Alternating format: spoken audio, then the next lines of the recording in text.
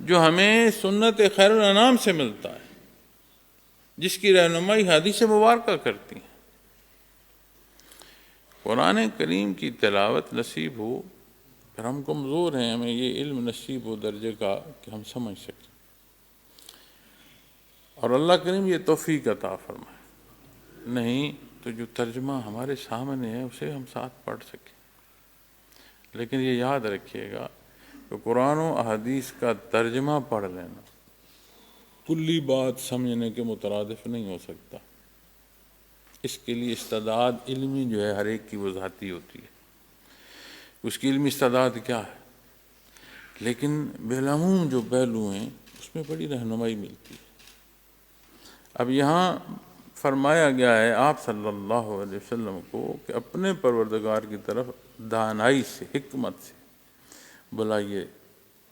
سمجھ آ رہی ہے کہ دانائی سے جب بلانا ہے تو آپ صلی اللہ علیہ وسلم دعوت حق ارشاد فرما رہے ہیں، اور آپ کا فرمان ہے بلغوا انی ولو آیہ، او کما قال محمد رسول اللہ صلی اللہ علیہ وسلم۔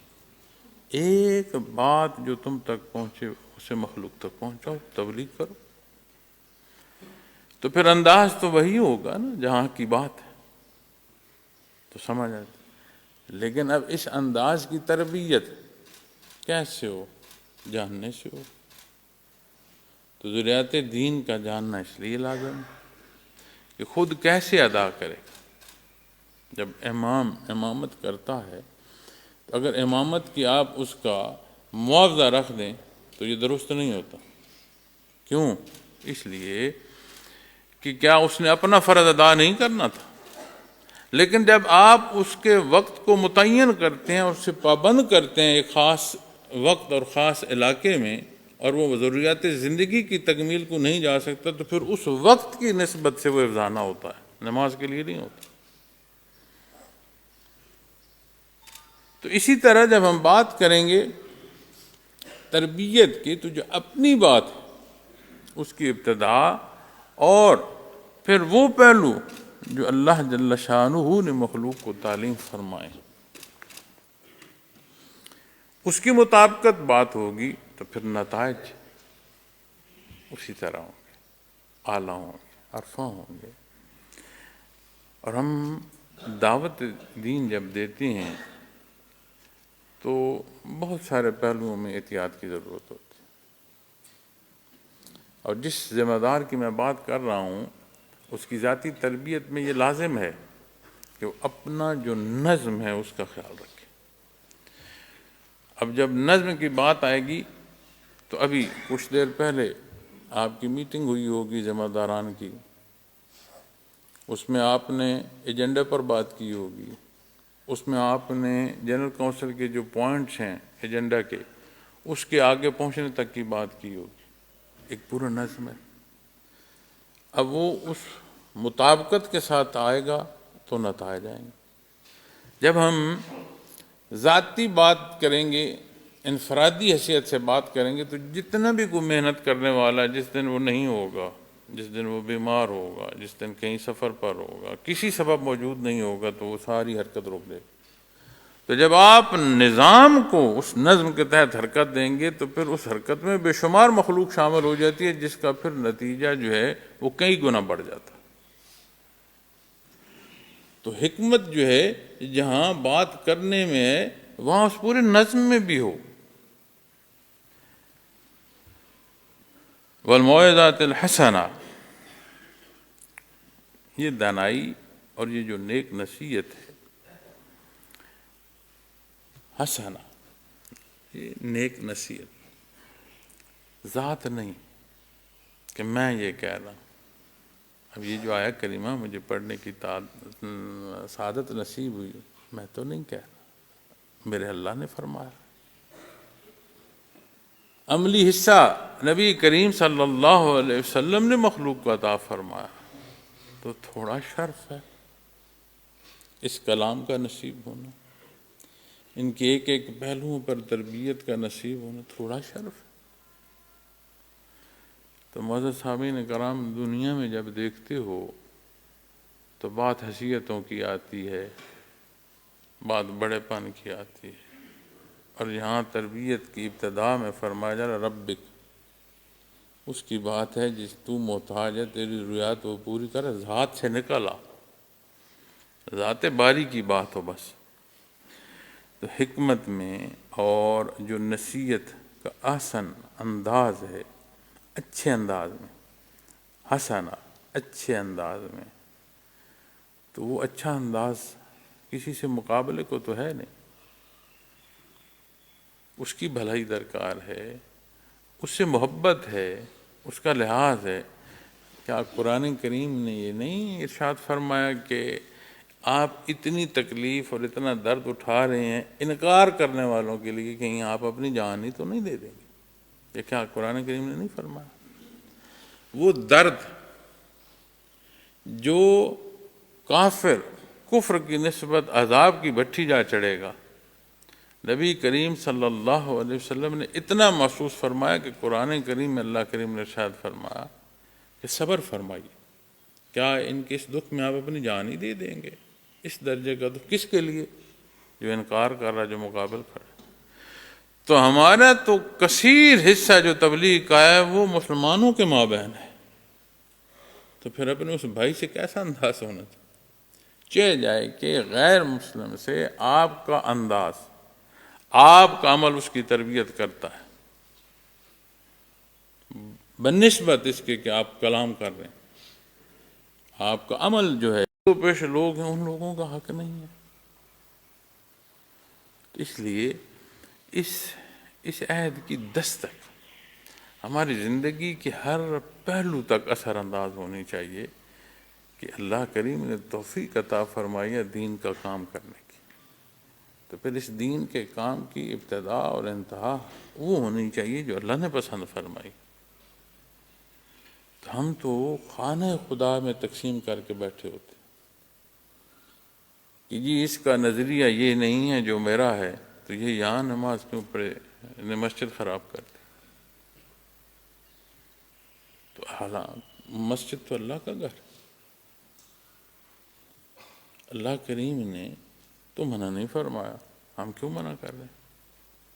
اس لیے کہ ہمارا مزاج ہم نے اپنے اوپر لاگو کیا ہوا ہے، اللہ کا حکم نہیں، تو اللہ معاف فرمائے۔ تو فرمایا اچھے انداز سے۔ اب جب آپ بات ذکر کی کریں گے، بات تربیت کی کریں گے، تو جو کلام آپ واپس سنیں گے وہ اس مطابقت کے ساتھ ہوگا جو تو ہمیں تو اس سے غرض، تو وہ حسن سلوک پھر جہاں تلخی ہو وہاں چھوڑ دینا چاہیے۔ میاں تو جان تیرا اللہ جان کو زبردستی ہے، ہمارا کام تھا بات پہنچانا، بات پہنچا، تو جان تیرا اللہ جان۔ ہم کہتے ہیں فلاں نماز نہیں پڑھتا، جانے نماز نہیں پڑھتا کہ وہ اپنے حضور پسند نہیں فرما رہا کہ اس کا حضور یہ سجدہ ریز ہو، اپنے اللہ کا اور مخلوق کا اپنا ماں۔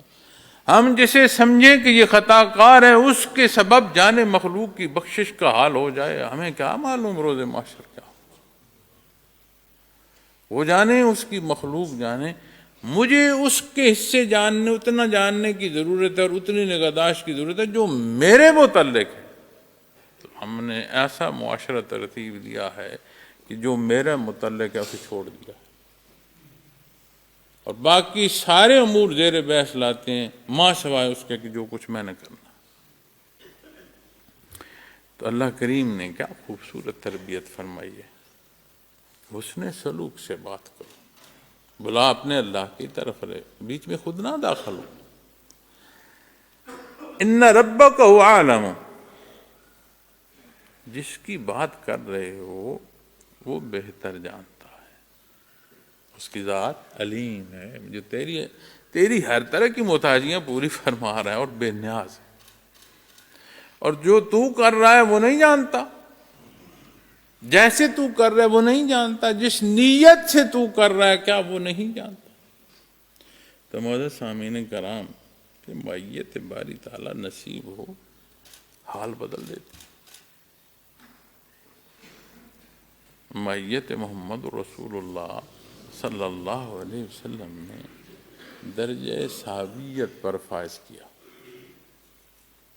اس معیت کی نسبت ہم تو خیر القرون کی بات کرتے ہیں نا، خیر القرون میں عظمتیں اس متصل زمانے کی نسبت اور قرب کی نسبت، لیکن یہ وہی معیت کا سبب ہے کہ آج مخلوق لا الہ الا اللہ محمد رسول اللہ صلی اللہ علیہ وسلم ادا کر، یہ جو بحر نور ایمان کا مخلوق کی قلوب کو سیراب کرتا چلا جا رہا ہے، معیت محمد رسول اللہ صلی اللہ علیہ وسلم۔ اب ایمان اس درجے کا ہو کہ اللہ کریم کی ذات تو ہر جگہ ہر لحظے موجود ہے، اس مشت غبار کو وہ درجہ اور وہ ادراک نصیب ہو کہ بندہ اپنا آپ اس کے روبرو ہونا محسوس کر رہا ہو۔ ہم کہتے ہیں، کہنا اور ہونا بڑا فرق ہے، کہتے تو رہیں وہ غفور الرحیم میں ہونا عطا فرما دے، اس لیے کہ کہنے والے تو ہم خطا کار کمزور گنہگار لوگ، عطا فرمانا تو اس کی شان ہے۔ بنی اسرائیل کے واقعات میں، اب یہ جو اسرائیلیات کے واقعات ہوتے ہیں، اس کی اتھینٹسٹی تب ہو سکتی ہے کہ درست اور یقینی بات ہے کہ وہ حصہ قرآن کریم میں بیان فرمایا گیا ہو یا حدیث مبارکہ میں بیان۔ لیکن اگر کسی بات یا کسی پہلو میں اسے حقائق کی نسبت سے دیکھا جائے اور وہ حق سے ٹکرا نہ رہی ہو تو ایک سبق آموز اس سے بھی ہو جاتی۔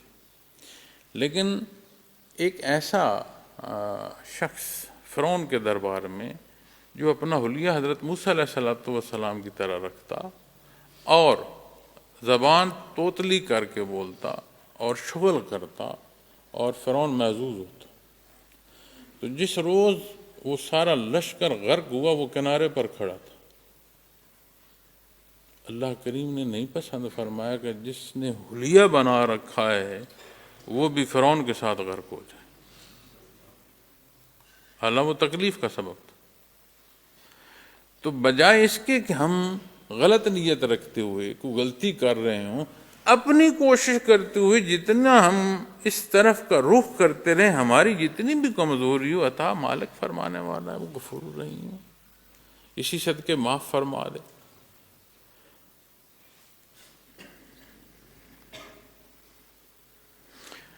فرمایا ان ربک هو اعلم، وہ بہتر جانتا بمن ضل عن سبیلہ، جو اس کی راہ سے بھٹک گیا، تو ترازو لگا کر کیوں بیٹھا ہے؟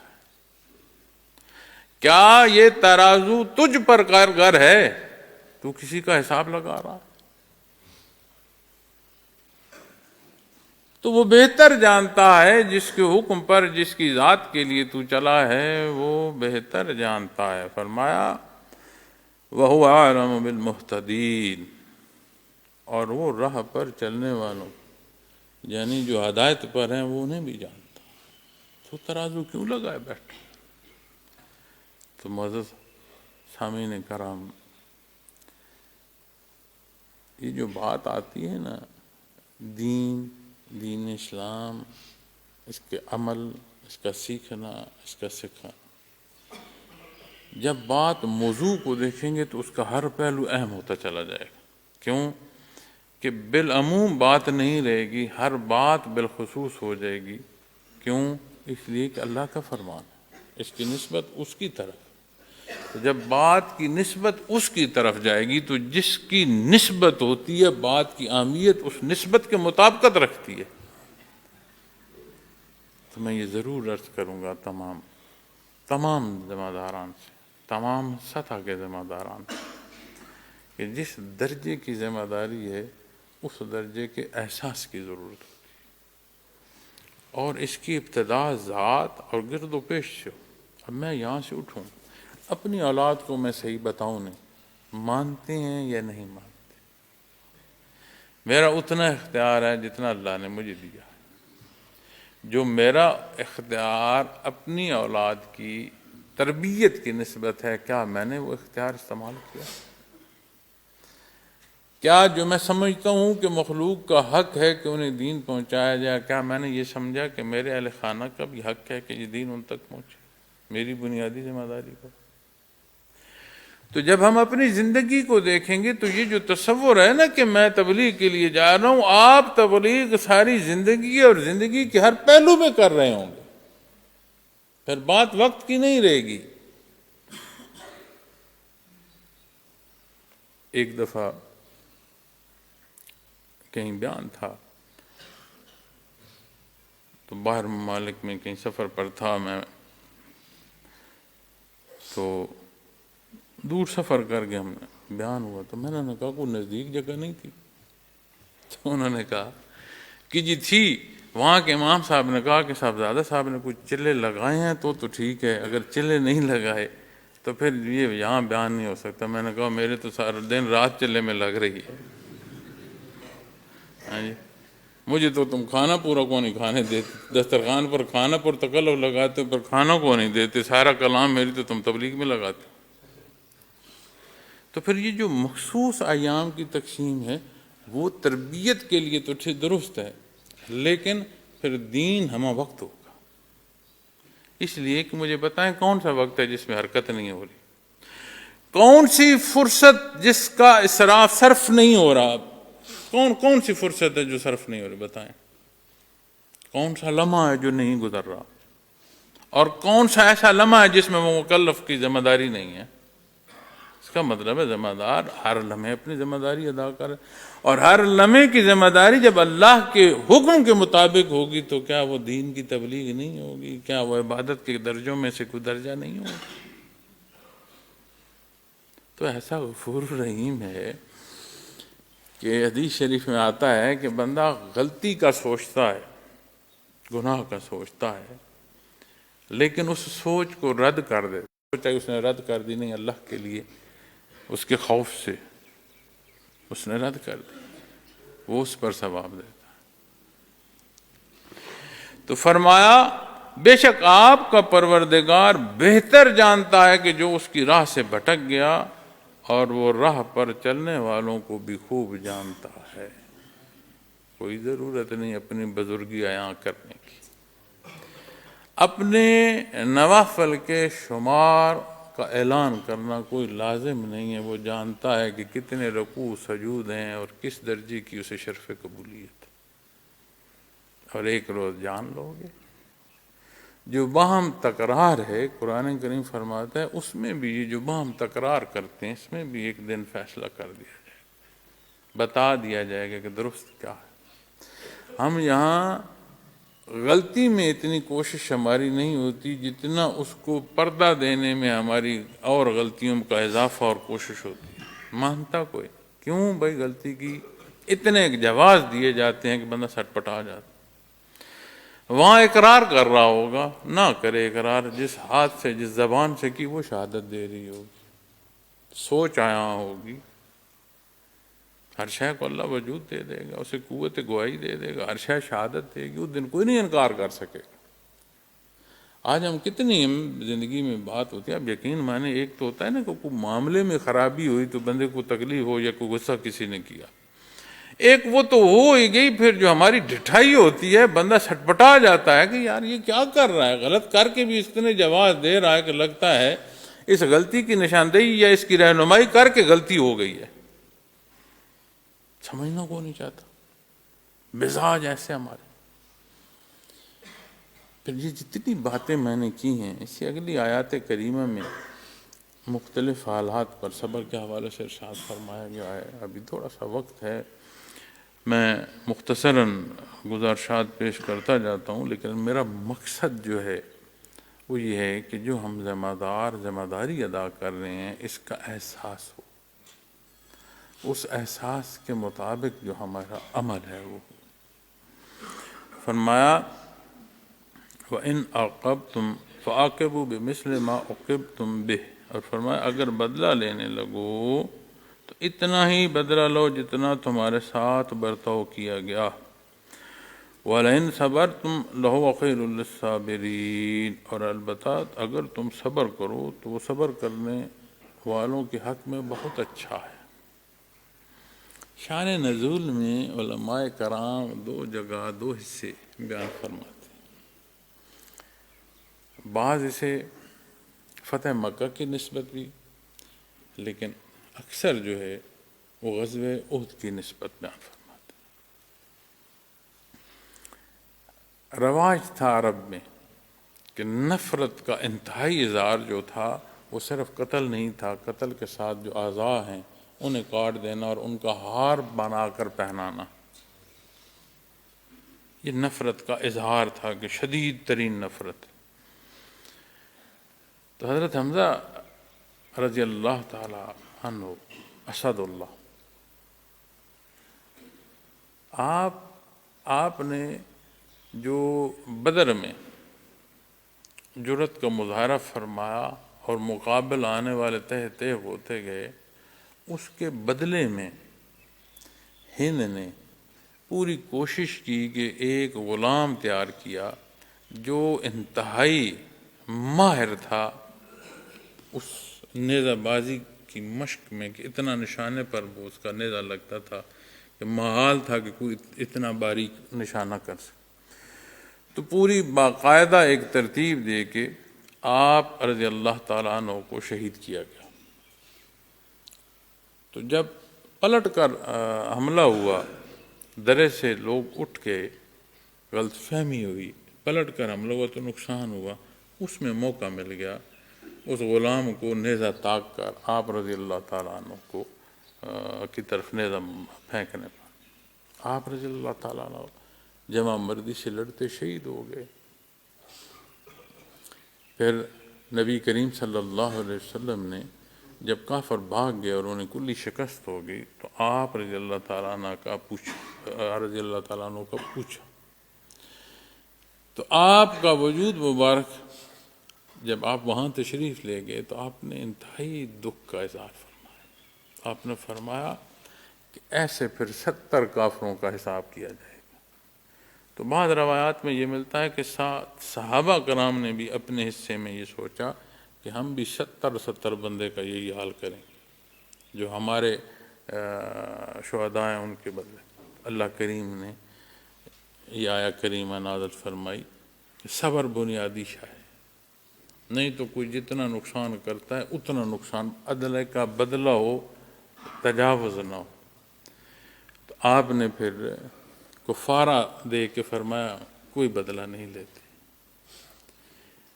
تو مقصد جو ہے یہ تربیت ہے، عامت الناس میں تربیت جاتی ہے۔ آج ہم جب بات کر رہے ہیں تو ہم اپنے معاملات کو دیکھیں تو ہماری تو اتنی جرأت ہی نہیں ہے کہ ہم تلوار اٹھائے یا اپنی گردن سامنے کیے کہ اس کے نام پر کٹا دو، اتنی جرأت کے مالک ہی نہیں ہیں۔ ہمارا تو اتنا سارا حصہ کہ ہم اپنے آپ کو کسی درجے روک لیں کہ ہم برائی سے بچیں، تو ہمارے لیے تو یہ بہت بڑی بات ہے۔ ہم اسی سے پر گر رہے ہیں، کبھی کھڑے ہوتے ہیں پھر گر جاتے ہیں، ابھی کھڑے ہو نہیں پاتے پھر گرے ہوتے ہیں۔ تو ایسی ہستیاں اللہ کی مقرر کہ نہ انہیں کوئی مال کا لالچ رہا، نہ انہوں نے کوئی عزیز و اقارب دیکھے۔ کیا آپ نے نہیں سنا وہ واقعہ حضرت بکر صدیق رضی اللہ تعالیٰ عنہ؟ میاں اپنے آپ کو جانچ تو صحیح، اپنے قدموں پر کھڑا ہم نہیں ہو سکتے۔ تو بات جب آئے گی تو وہ یہ آئے گی، آیا گیا تو فرمایا اور البتہ اگر تم صبر کرو تو وہ صبر کرنے والوں کے حق میں بہت اچھا ہے۔ تو صابر کے معنوں میں جب بات آپ دیکھیں گے تو شکر کی بھی بات آتی ہے، کہتے نہیں ہیں صبر و شکر، کہ جو ہے اس پر صبر کرو اور شکر کرو اور صبر کرو۔ اسی طرح تکلیف کے معنوں میں بھی ایک جو کیا کچھ نہیں ہوا آپ کے ساتھ؟ کیا آپ نے نہیں فرمایا کہ انبیاء علیہ السلام پر بے شمار تکالیف ہیں، سب سے زیادہ تکالیف جو ہیں دین کی راہ میں آپ نے اٹھائیں؟ کیا کچھ نہیں۔ اور آپ صبر کیجئے، اور آپ کا صبر کرنا اللہ ہی کی توفیق سے ہے۔ پھر جب ہم اس سے بیشتر یہ جو آیہ کریمہ پڑھی اور اس سے کیا سبق لیں گے؟ تو بات یہ ہے کہ سامنے والا آپ سے کیا برتاؤ کر رہا ہے۔ تو ہمیں اس بنیادی حصے کو ہمیشہ ذہن میں رکھنا ہے، ادعو الی سبیل ربک، کہ یہ جو دین کی بات کر رہی ہو کس لیے کر رہے ہو؟ اپنے اللہ کے لیے کر رہے ہیں۔ تو پھر جو سامنے والے نے تلخی کی، اس کی تلخی یا وہ تو ثانوی حیثیت میں چلا گیا، تو بجائے مقابل آنے کے حکمت کا تقاضا یہ ہے کہ یا تو گزر جاؤ، اور اگر کوئی گفتگو کرنی ہے تو حسن سلوک سے کرو، صبر کرو، اپنے آپ پر فتح و شکست نہ لاگو کرو، احساس ذمہ داری اس ذمہ داری کے مطابق رکھو۔ اور فرمایا یہ وہ اللہ کے لیے جو ہونا ہے وہ اس کی طرف سے۔ تو جب بات میں کی طرف آئے گی تو پھر بات نہیں رہے گی،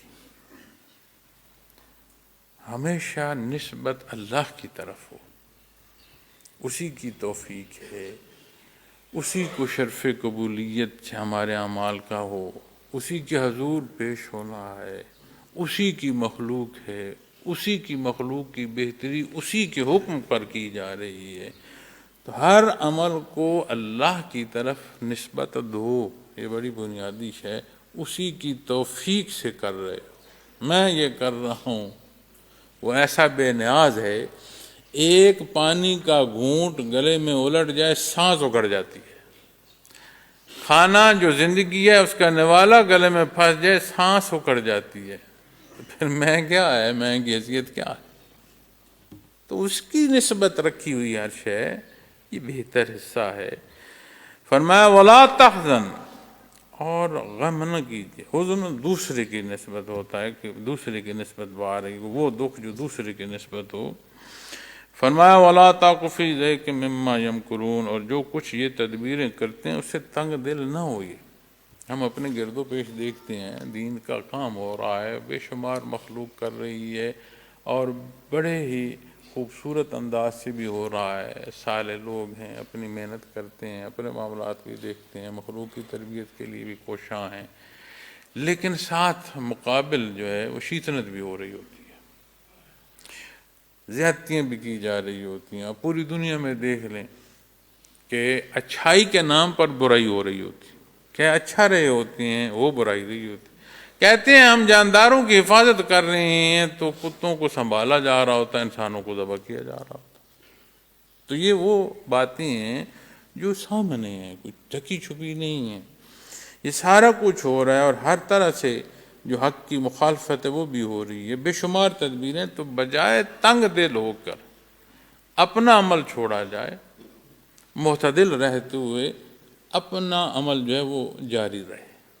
اسی طرح جب ہم اس سے مثال آج کے موضوع کے مطابق ہم اپنے لیے رہنمائی لیں گے تو گرد و پیش کو ہمارا مقصد کسی سے مقابلہ تو نہیں۔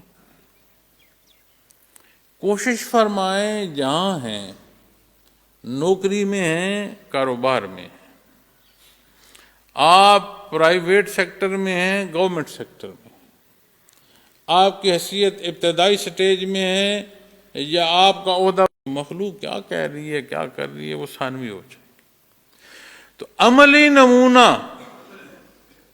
جہاں ذمہ دار اختیار کرے گا تو ذمہ داری کے علاقے میں اس کا اثر جائے گا۔ اب کئی باتیں ایسی ہوتی ہیں کہ جو بول دی جائیں تو پھر وہ رہتی کو نہیں، اور بولنا مقصد ذات نہ ہو، اپنا امتحان ہو، تربیت ہوتا ہے۔ اب مجھے یاد نہیں، یہیں کوئی حضرت رحمۃ اللہ علیہ کے وصال کے 2 سال بعد کی بات ہے کہ 1.5 سال 2 سال کے بعد، عرصہ ہو گیا تھا، مجھے وقت نہیں پورا یاد۔ تو تربیت کرتے ہوئے میں نے ایک بات ساتھیوں سے کی، میں نے کہا دیکھنے میں کیا لگتا ہے، کوئی کیا سوچتا ہے، بے شمار پہلو، بے شمار سوچیں، لیکن ہر سوچ کا جو بنیاد ہوتی ہے وہ رشتے پر ہوتی ہے کہ کیسا رشتہ ہے، الفت کا، محبت کا، لحاظ کا، احترام کا ہے یا نفرت کا۔ تو وہ سوچ کا محور وہ بنیاد ہوتی ہے۔ تو میں نے یہیں بیٹھے ہوئے بات کی تھی کہ مجھے نہیں معلوم معاملات باقی کا، لیکن میں یہ دیکھتا ہوں اور جب سے وصال ہوا حضرت رحمۃ اللہ کا دیکھتا ہوں کہ قیامت کے دن دست بستہ کھڑا ہوں اور اس ذمہ داری کا حساب دینا ہے۔ اچھا، جس روز میں نے بات کی اس کے بعد پھر میں نے نہیں دیکھا۔ جس دن ذمہ داری پر آیا وہ جتنا وقت تھا مجھے یاد نہیں، کوئی وقت لمحہ ایسا نہیں تھا کہ یہ حال میں نے نہیں دیکھا۔ بات کر دی، اس کے بعد وہ بات ختم ہوگی جو میں دیکھ رہا تھا۔ حالانکہ اللہ شاہد ہے، ممبر رسول پر بیٹھوں، بات تربیت کے حوالے سے کر رہا تھا، لیکن جب بات کر دی جائے تو اسی طرح ایک بات ذہن میں آئی، پہلے سوچا کہ اب رہنے دو، لیکن موضوع میں آتے ہوئے پھر جب آ گئی، اللہ پاک معاف فرمائے کمی بیشی۔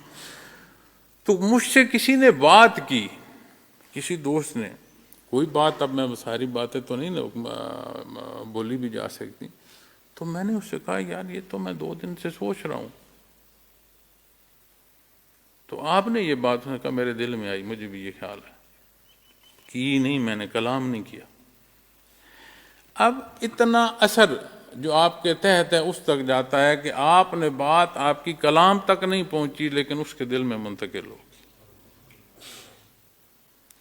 تو جہاں جہاں آپ ذمہ دار ہوں گے تو جو آپ کی ذمہ داری ہوگی، جو آپ کی روش ہوگی، اس کا اثر روش کا بھی جا رہا ہوگا، آپ بول رہے ہیں یا نہیں بول رہے۔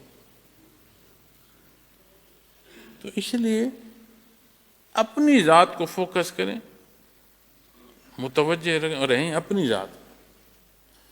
وہ غفور الرحیم ہے، نتائج اس کے دست قدرت میں ہیں، اور اللہ ہم پر رحم فرمائے۔ اور دیکھیں کیا خوبصورت عطا ہے، فرمایا ان اللہ مع الذین اتقوا والذین هم محسنون، فرمایا بے شک اللہ ان لوگوں کے ساتھ ہوتے ہیں جو پرہیزگار ہوتے ہیں۔ کیا بڑا اعلان فرمایا۔ اس راہ کے مسافر کو کیا فرمایا؟ بے شک اللہ، ان اللہ، بے شک اللہ ان لوگوں کے ساتھ ہوتے ہیں جو پرہیزگار ہوتے ہیں، والذین هم محسنون، اور جو خلوص دل سے نیک کام کرنے والے ہوتے ہیں۔ اب یہ جو کچھ فرمان ہے اس کے مطابق جو ڈھل گیا، دیکھیں کیا عطا فرمائی۔ اب جب ہم اس کے مطابق عمل کرتے ہیں تو اپنی کمزوریوں سے ہمیں خوب واقفیت ہے، کوئی دوسرا جانتا ہے یا نہیں، ہم خود ذاتی طور پر بڑا واقف۔ تو یہ جو ڈگمگاتے قدموں کا چلنا ہے، اسے شرف قبولیت عطا فرمائے تو فرمائے ان اللہ مع الذین اتقوا والذین هم محسنون، اس کا ساتھ ہے، یہ متقی کی راہ ہے۔ تقوی جسے نصیب ہے اسے اس کا ساتھ نصیب ہے۔ اور فرمایا خلوص دل سے نیک کام، محسن۔ احسان کیا ہے؟ احسان کو عبادت کی نسبت لاؤ گے تو کیا فرمانا ہے حدیث جبرائیل میں؟ ان تعبد اللہ کانک تراہ، کہ جیسے اسے دیکھ کر سبحان ربی الاعلیٰ کہہ رہا ہے، یہ رکوع سجود ایسے ہے جیسے اپنے اللہ کو دیکھ۔ اتنا نہیں ہے تو اتنا تو میرا اللہ مجھے دیکھ رہا ہے۔ اب بات جب عبادت کی اس درجے کی ہے تو بالعموم زندگی میں پھر اسی کی رضا مقصود ہو نا۔ اللہ کریم یہ نزاکت سمجھنے کی توفیق عطا فرمائے۔ دوسری بات جو عرض کرنا چاہتا ہوں ذمہ داران سے وہ یہ ہے کہ تربیت کے 2 حصے تھے پچھلے بیان میں۔ ایک باقاعدہ بیان سے پہلے تھا، اور ایک جو باقاعدہ بیان جو آن ایئر بھی گیا، ریکارڈ بھی ہوا۔ تو میری یہ گزارش ہے کہ وہ جو تربیتی دونوں بیان ہیں، ماہانہ اجتماعات میں انہیں اسی طرح چلائیں، ایک دفعہ ہر ماہانہ اجتماع میں وہ تربیتی بیان چلیں۔ پہلا حصہ جو عام گفتگو میں میں نے عرض کیا وہ بھی ریکارڈ تھا، وہ بھی انہیں دیں۔ اپنے ماہانہ اجتماعات میں وہ تربیتی نکات جانے چاہیے، اور جو دوسرا بیان ہے اسے بھی۔ اب اگر وہ اس کا دورانیہ زیادہ ہو تو 2 حصوں میں کر لے، ایک اجتماع میں ایک چل جائے، اگلے میں دوسرا چل جائے، لیکن وہ باتیں جو ذمہ داران سے کی گئی تھیں ان سے آگاہی ہر ساتھی تک جانی چاہیے۔ اللہ کریم توفیق عمل عطا فرمائے، کمی بیشی معاف فرمائے، اور اللہ کریم یہ رونق سدا قائم رکھے۔ اور ہمیں اپنے نام کے ساتھ ہمیشہ جب تک یہ دنیا کی زندگی ہے، جب تک یہ فرصت ہے، جڑے رہنے کی توفیق عطا فرمائے، اور اپنے گرد و پیش حالات کو، ملکی حالات کو، کتنی پہلوؤں سے بات ہو سکتی ہے، جب آپ دیکھیں تو بڑی تنگی ہے، بڑی تکلیف ہے، لیکن جو کچھ ہم کر رہے ہیں نہیں لگتا کہ ہم تدارک کر رہے ہیں، لگتا ہے جیسے آگ میں مزید خشک لکڑی ڈالی جاتی ہے۔ تو جو بھی حصہ ادا کر رہا ہے، جہاں بھی جتنا کر رہا ہے، چاہے وہ درستگی کے نام پر ہے، لیکن ہم درست کر لیں۔ اتنی تکلیف دہ صورت میں جہاں ہم اپنا کردار ادا کر رہے ہیں وہ تو ہم مثبت کریں۔ اللہ کریم توفیق عمل عطا فرمائے۔ وآخر دعوانا الحمد للہ رب العالمین۔